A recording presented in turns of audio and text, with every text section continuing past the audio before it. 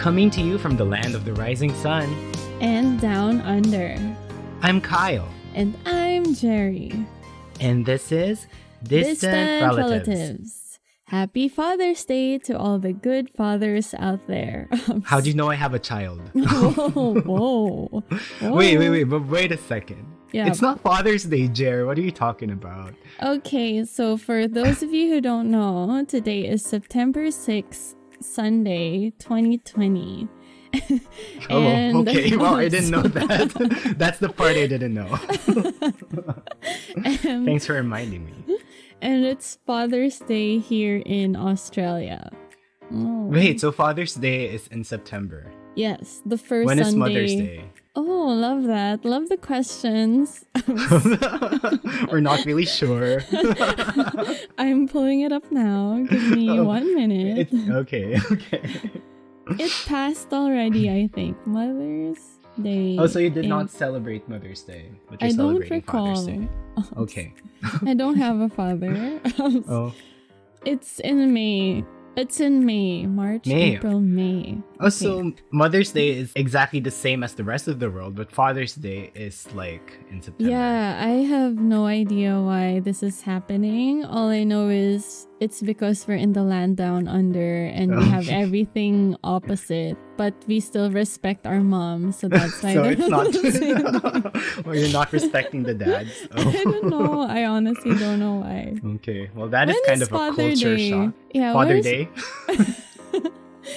When's Father's Day in the Philippines? It's June, the third Sunday, I think, or second Sunday, something like that. Oh, That's kind of a culture shock.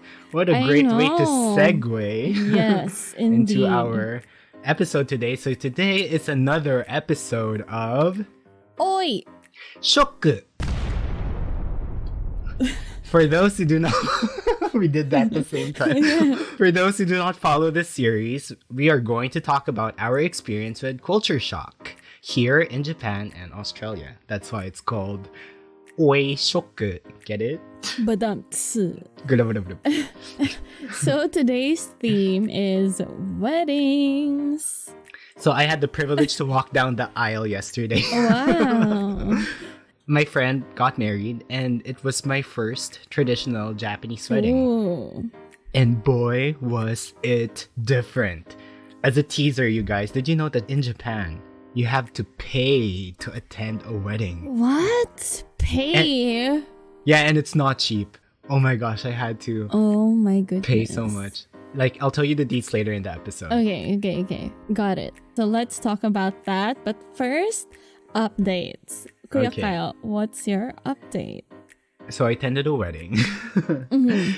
And it was the first time I went out and met people in the longest time. So, you know me, the paranoid boy stuck in his room playing Final Fantasy 14 for the rest Yeah. of his days. Every single I don't know time. that. Oh, okay, sorry. So let's just play, Jeri. I'm gonna force you into this game, like Jokey. Do I have to pay for it? Oh, you kind of have to. It's a Then game. I so. won't play this game. Oh, okay. So anyway, I thought everything was gonna be okay. Mhm. And for the first part of the wedding, it was fine. Everyone was still wearing their masks. But then for the second part of the wedding, like the receptions, there was no social distancing. Although people tried. People definitely tried. There were barriers and stuff like that. But at the end of the day, people were getting drunk. People were taking their masks Oh. off. People were conversing the whole time. Oh, love that. Yeah, it was fun. Honestly, I had so much fun. But Yeah. I will update you in 2 weeks whether or not I got the disease. Oh my goodness, that's so scary. But do they do the sign-ins before getting in the venue? Do they do temperature checks Yeah. before getting in the venue? Yeah, they do the temperature check thing. They have the alcohol station, as well as the other alcohol station, the one that you drink. Yeah. Oh, okay. Yeah. No, I thought that was what you meant the first time, No, but no, okay, no. I got But it. yeah, so anyway, so everything was, all the servers are wearing masks, so at least that was okay. Yeah, But for the guests, I fear the guests more than the servers. of course, Yeah. because you don't know where they came from.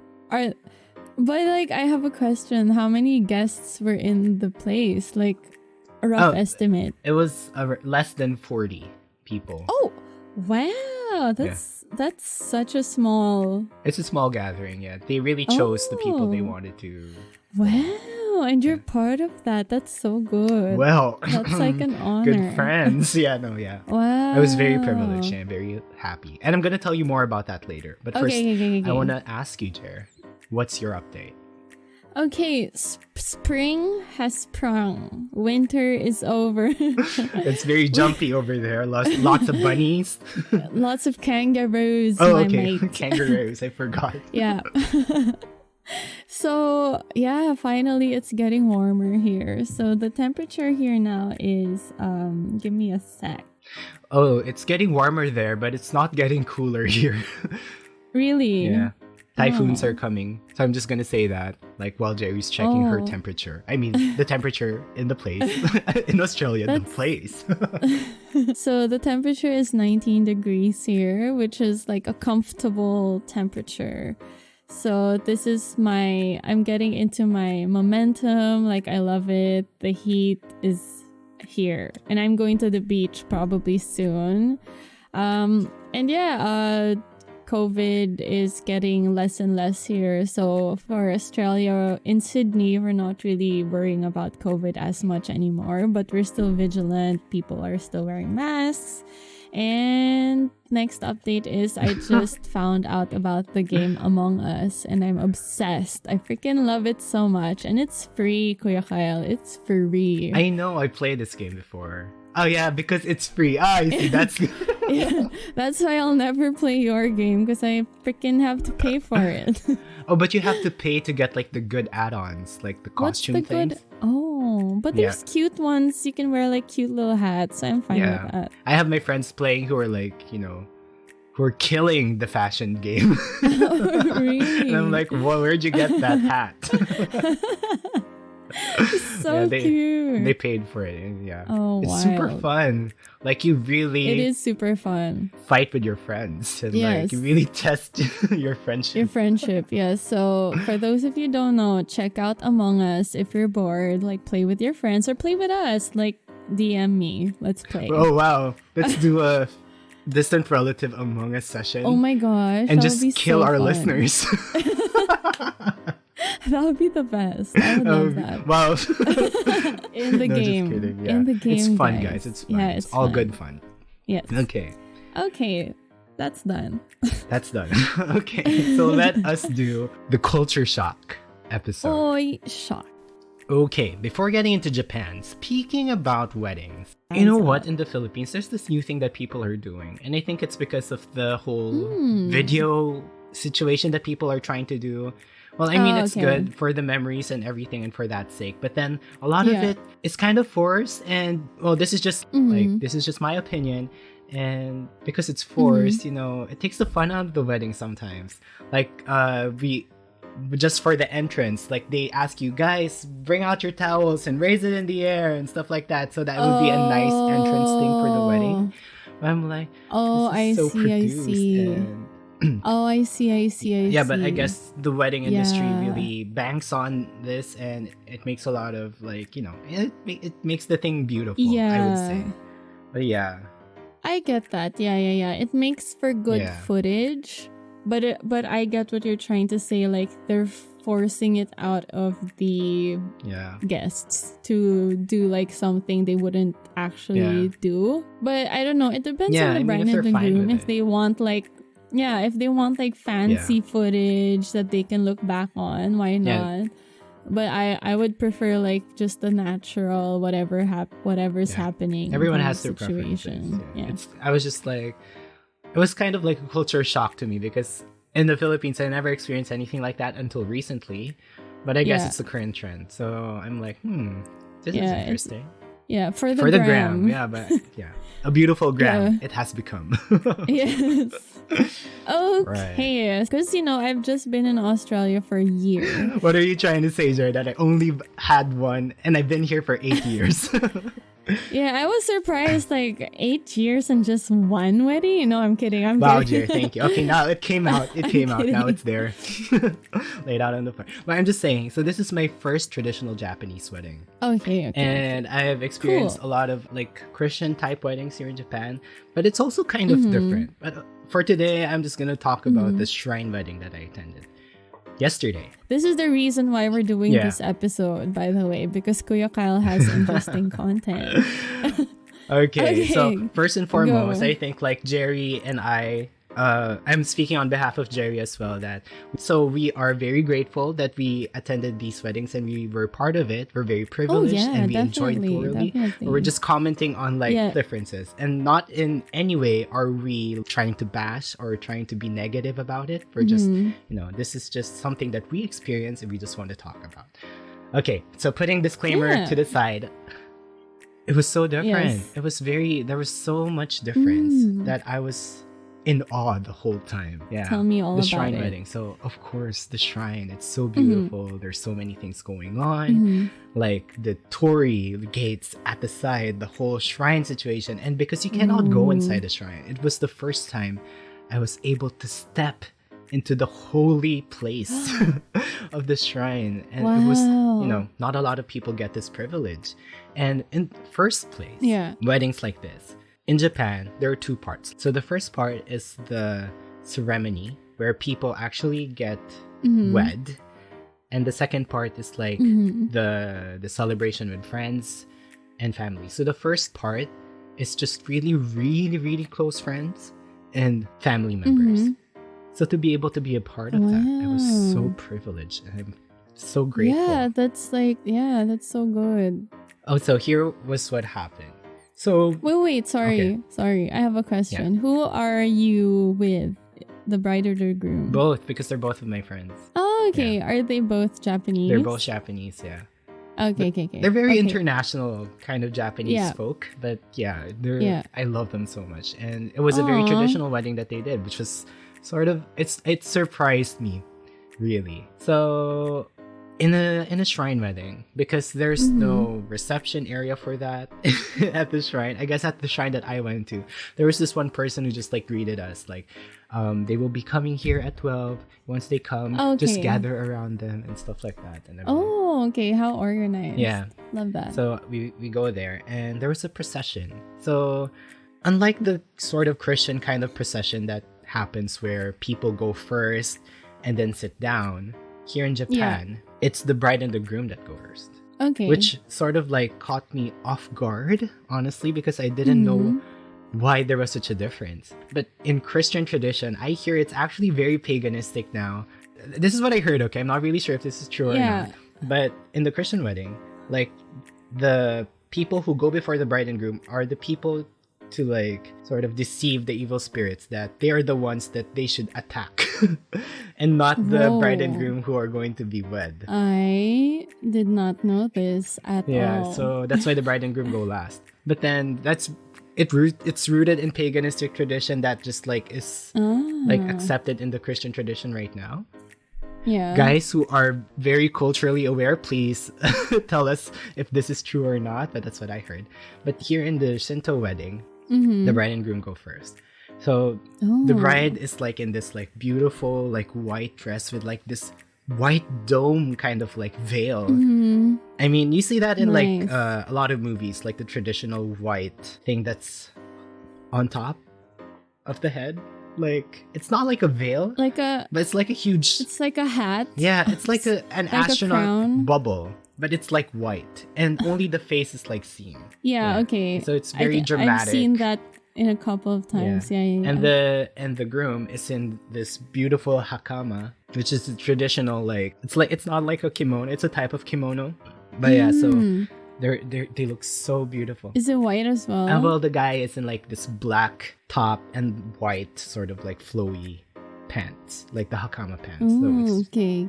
Just imagine that. And then so they go in, and the friends of the bride go to the left side where the bride is, and the friends of the groom just like trail on behind the groom, and we go into the shrine and we take off our shoes and then we sit. They are in the center, and we're both separated in like the groom and the bride side. So that is pretty how do you say this? Like normal, I guess, for a lot of weddings. But then there were no vows in the wedding. That's one thing that I noticed. And the vow is made by the priest. So the Shinto priest. So everything is done by the Shinto priest. And we're just there to watch. And there's a lot of chanting as well. How long did the chanting take? A good 10 to 15 minutes. It's like he was speaking something. And if you listen carefully, you can really get what he's trying to say. And he was praying for the blessing over the bride and groom, and like saying where it is, surrounded by people that they love, something like that. I was like, these priests, if they don't have a good voice, they don't have a good future. Yeah. So after the vows are done, the exchange of rings are done, which is, pretty traditional. I'm just thinking, like, when did it start in Japan? It's a question of mine. Like, did they actually have rings back in the day, or is this some tradition that they just like adapted? But after that, they drink wine, Japanese sake, and there's a ritual for it. So I'm like watching it. It was just like the groom drinks first, and then the same cup is given to the bride, and the bride drinks from that cup.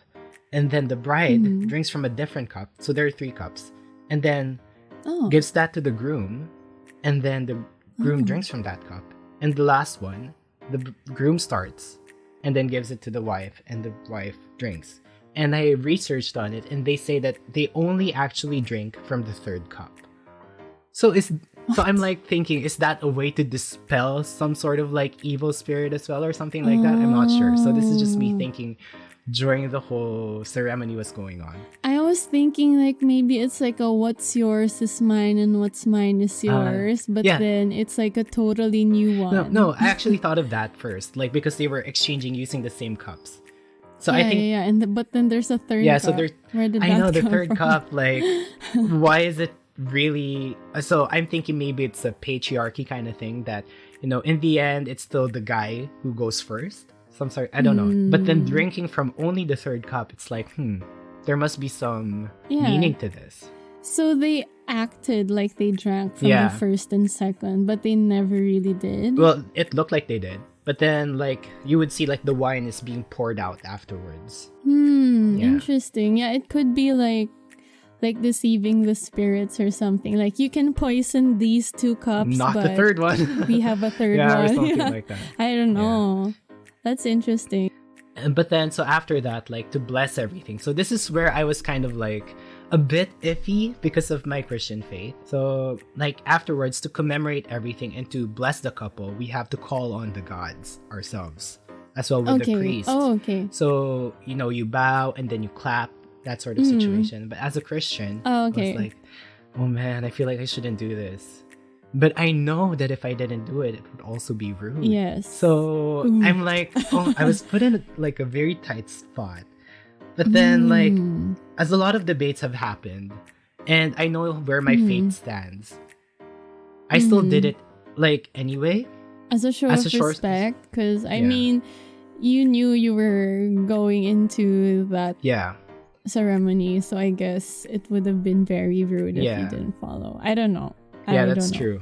And I know my faith and I know who my true God is. I did it with at least God in mind and praying for the blessing of their wedding. Although it's a bit, I respect their faith and I know they respect my faith. Yeah, I hope if they're listening, they just know that, I did it because, for respect more than anything. It's kind of a touchy topic. It's really hard to just like say out. But yeah, but I think you did the right thing, and I don't know. You did the right thing. in traditional Japanese like novels. So there's this Japanese novel called Silence by Endo Shusaku, which talks about the Christian persecution here in Japan.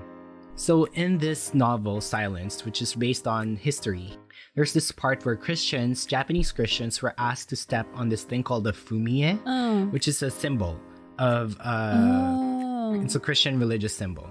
So by stepping on it, it would show that they are renouncing their faith. Oh, deep. So a lot of Japanese Christians decided not to step on the fumie because because of their faith. And because of this, they were all persecuted. And a lot of them died. Although this is debatable, I feel like, it was very detrimental to Christianity in Japan what they did, because a lot of them died. And because of that, Christianity was not able to grow in Japan. Just stepping on that symbol doesn't really reflect what you think or what you believe in. So it would have been, I feel like it would have been better for them to have just like stepped on it and still continued Christianity in Japan. So anyway, so that's a different kind of topic, but that's what I felt during that time, where I just decided to step on my fumie because I still believed what I believed in, and my faith is still strong. So yes, although it was a struggle, yeah, that's true. I still performed the ritual. So I just directed it towards my God. But it was really a struggle for me to do that at that time, and I don't know if that is actually appropriate for the wedding, but it was something that I knew I needed to do. And, these are the types of struggles I also face here in Japan with religion and stuff like that. Yes. And I just wanted to be transparent about it. Yes. Okay, after everything was done, and we all go to the reception. And it's called the Hiroen here in Japan. And for this part of the ceremony, this is where friends attend. Family also attends, and co-workers also attend. So this is the part where most people go to. Okay. And how many people went there? Well, it was a very small ceremony because of the situation. So very close friends only, around 30 people or so. Oh, wait. So in the first part, how many was there in the first one? Oh, it was very small, less than 20, around 20 people. I see. And for those who wanted to go to the reception, they went. So those are closer friends and stuff. Okay, so, got it. There's a filtering process, I feel. Because here in Japan, they charge. Ooh. They charge you. Well, I wouldn't say they really want to charge you. It's sort of tradition. To be able to attend, you would have to pay a certain amount. So that's a thing. It's a thing. So I asked my friend, because I knew this was a Japanese wedding. I asked him, although I felt so rude.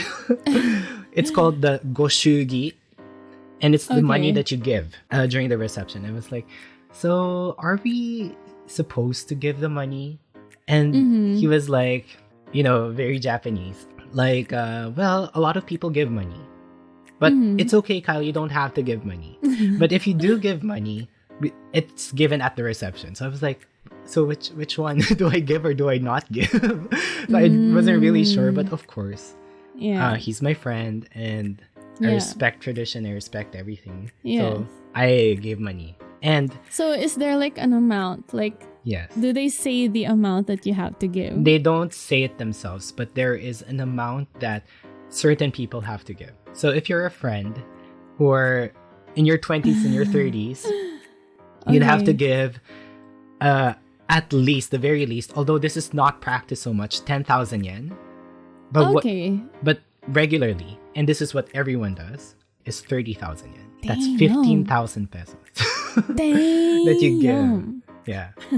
And if you're in your 30s, your 40s, you already established your career and stuff like that, and if it's a close friend, you would give 50,000 yen. Usually. And family would give 50,000 yen and stuff like that. So are you the close friend? Wait, are you asking me how much I gave? Yes, I'm are you the close friend? Wait, let me finish the story first. And then presidents would give 100,000 yen. Something like that. Really big amounts. Some family members would also give that. So I'm in my 20s. I'm a close friend. And I asked another Japanese friend, how much do I give? And she said, how close are you to this person? And I said, I'm very, very close to this person. So she said, if you give 10,000 yen, you're just setting the bar for how your friendship is. And it's not that close. Oh my goodness gracious. So I'm like, we're measuring this through money. Okay, love that. Well, I mean, I don't think that's the intention of it. Yeah, definitely. Okay. But then, of course, I understand, yes, I support these people and I love them to bits. So I gave what the regular person would give, so it just gave them 3,000. No, just kidding. No, I gave the 30,000 yen, and it was hard, of course. But then I thought that so there are perks to this. Like the meal is very good. It's like it's a course meal, and it's very delicious. So you're paying your money's worth, I guess. And you also get like giveaways, and they go all out with the giveaways. Oh, okay, wow. Yeah. Okay, I see. So you're sort of paying for that as well. So at least you get... And you're supporting your friend's wedding. Hello, it's very expensive to do a wedding. Exactly. So I think that's a filter. Like people who really want to attend would attend and would show that. But because I'm able to give money and I want to be with you, I want to be able to celebrate with you. So hold on, if you can't pay, you're not allowed in the wedding. Like you're not allowed to attend. Are you gonna be barricaded from Are you gonna be that shameful? Go to a wedding and not pay? I don't know. A lot in the Philippines. Like I mean, like with the whole social like the norm here. If you're not willing to give money, then you don't don't go. Just like don't RSVP. I wish that's is applied in the Philippines as well. Because from what I know, a lot of the Philippines weddings, when they invite, they're like, they add a little thing in the invite. Like, we don't need any gifts, but any monetary help would be great. So, like, it's the same. Right. It's kind of the same because you're trying to say, like, hey, if you could give us money, that would be great to help us out. So we're like trying to subtly say, give us money, So I remember putting that in my invite. And so we're sort of expecting some monetary help because, we're trying to get married, start a new life, and we're doing this event thing that's not really cheap. And it's more for the guests as well. So I've seen so many funny stories about Filipinos trying to force themselves in a wedding, like inviting themselves. That's the thing, right? You're the plus one who's not invited.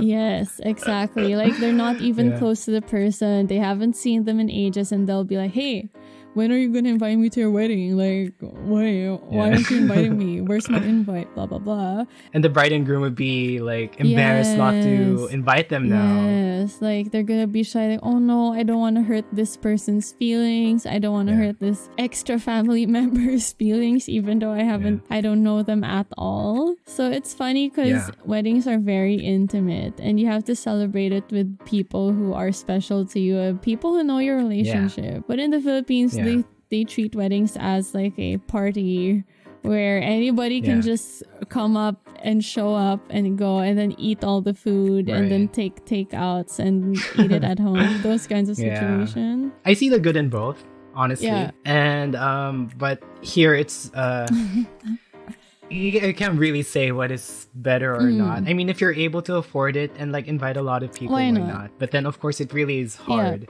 So at least some support from the guests would be nice. Some people would actually be freeloading, but that's not the case in Japan, which is the good thing. So I wish that's like more that's more. I wish that was practiced in the Philippines more. Like guests.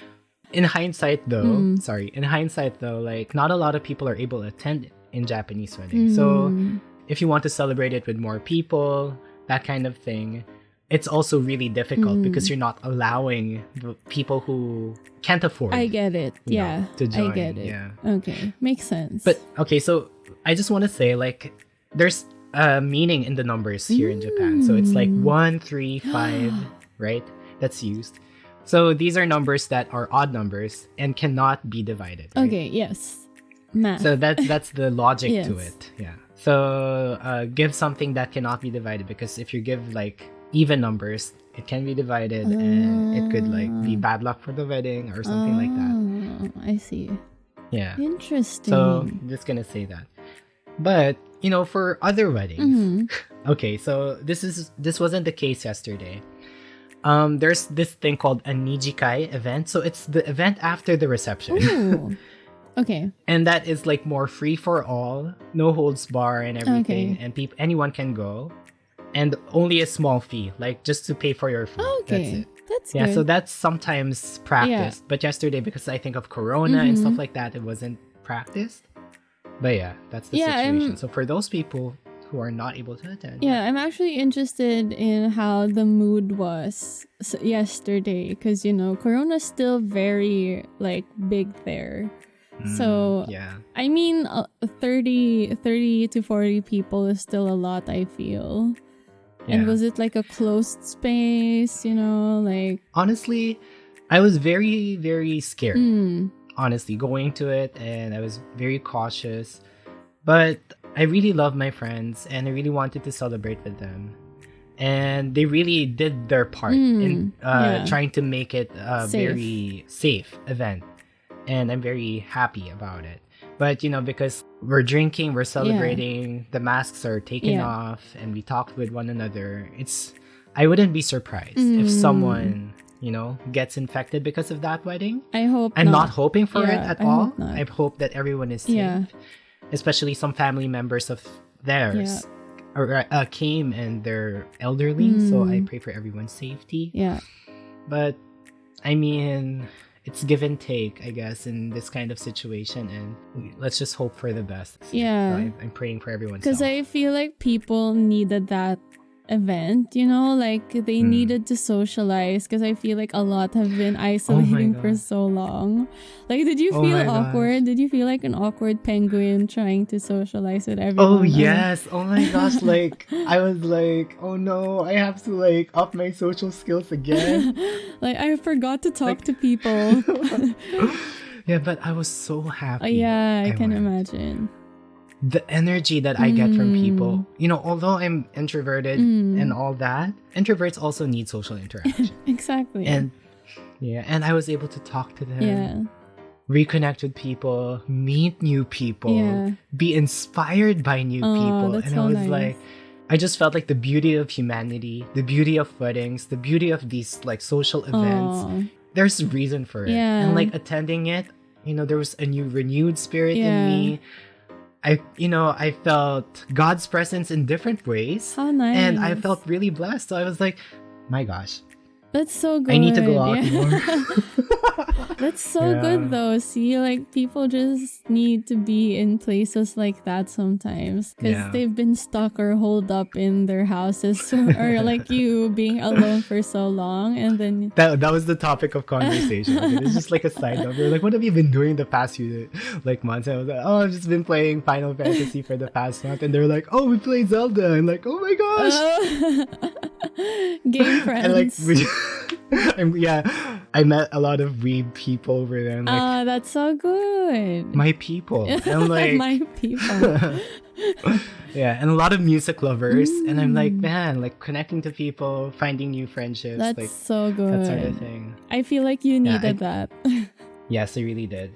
And one thing though, okay, so I'm gonna ask you, Jeri, in the wedding in Japan, and I hear like this is normal as well for a lot of Japanese weddings, is that not a lot of kids attend. It's an adult only event for a lot of weddings. And in one wedding in the Philippines that I attended, it was also an adult only wedding. And I understand that because, if you wanted to be intimate, sometimes kids would, be raunchy, or naughty. That was the wrong word. They would be naughty and like, it would distract the event. So I understand that for some people they want it to be, an adult only event, but it's the case here in Japan. What do you think about it? I approve that. Oops. Okay. I would ban kids if I could in weddings because they cry, they run around, they disrupt stuff. But I mean, if your kids are behaved, then you can control your kids. Why not? But if they're gonna go wild, I mean, which I understand because they're kids, but like it's a wedding and you want it to be focused on you. You want it to be intimate and nice. So I approve that. It really depends on the bride and the groom. It depends. I see the reason to it, but I was surprised because there was one kid who came. So oh my gosh, I was like, just one kid. This is unusual. Just one kid. Oh, not you, Siri.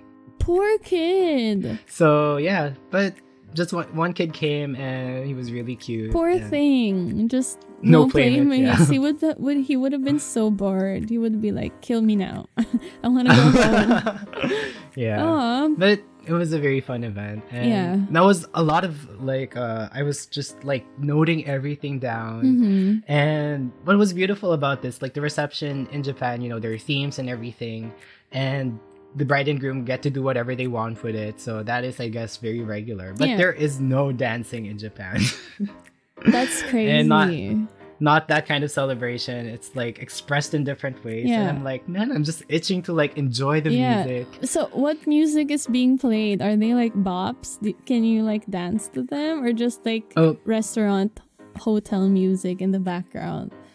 These two were musical geeks. Yeah. Oh. So they love musicals. So a lot of musical songs were just being played. Oh my god, cute.